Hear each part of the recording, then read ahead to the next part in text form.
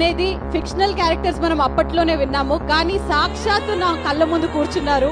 ఒకరు దిల్ రాజు అయితే ఇంకొకరు శిరీష్ గారు. అందరికీ నమస్కారం. నేను మీ శ్రీముఖి.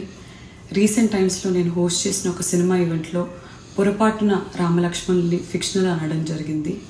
నేను ఒక హిందువుని, నేను దైవ భక్తురాల్నే, అందులోనూ రాముణ్ణి అమితంగా నమ్మేదాన్ని. కానీ నేను చేసిన ఈ పొరపాటు వల్ల చాలామంది మనోభావాలు దెబ్బతిన్నాయి.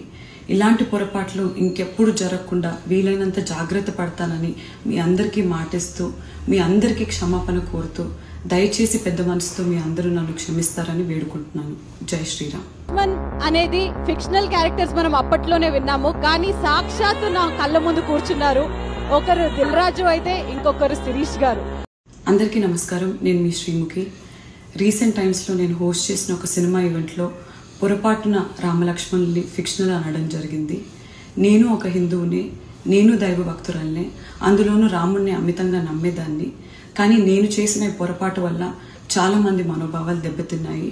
ఇలాంటి పొరపాట్లు ఇంకెప్పుడు జరగకుండా వీలైనంత జాగ్రత్త పడతానని మీ అందరికీ మాటిస్తూ, మీ అందరికీ క్షమాపణ కోరుతూ, దయచేసి పెద్ద మనసుతో మీ అందరూ నన్ను క్షమిస్తారని వేడుకుంటున్నాను.